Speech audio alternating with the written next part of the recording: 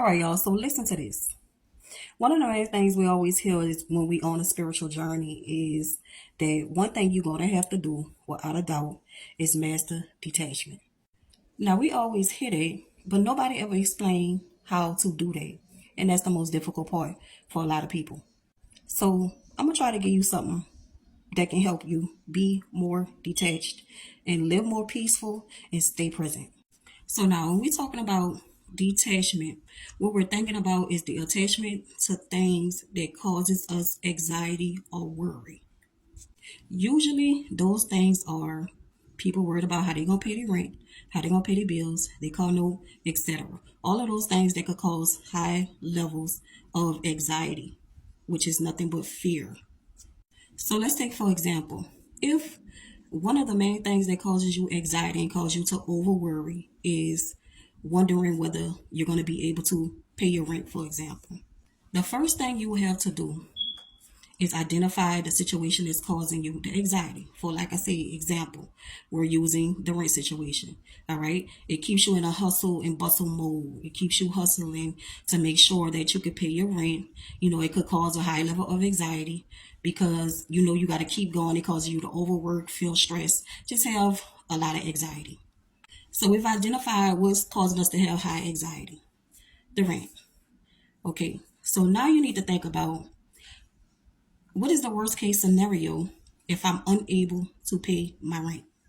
In many cases, we already know it's going to cause you to be homeless. So now that you have identified that, you accept that, okay, as a possibility if you are unable to pay your rent. The next thing you're going to do is ask yourself the question, if I'm unable to pay my rent, what position is that going to put me into? For most people, it's either you're going to be straight up homeless, it's going to put you in a position to have to depend on others, couch to couch. Some people may have the option to go to the shelter, whatever it is for you.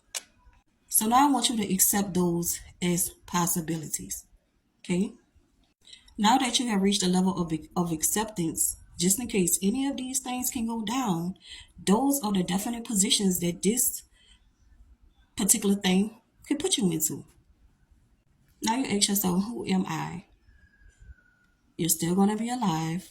You're still going to have unlimited possibilities to get back everything that you lost or even get it back even better.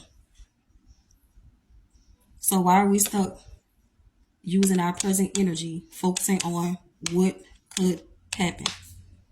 Because we already accept the possibility if it goes wrong, it's going to put me in this position, that position. I might have to live couch to couch. I might have to be homeless. I might have to do this, right?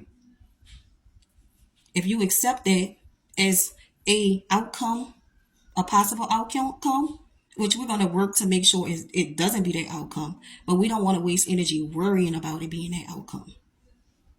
You understand?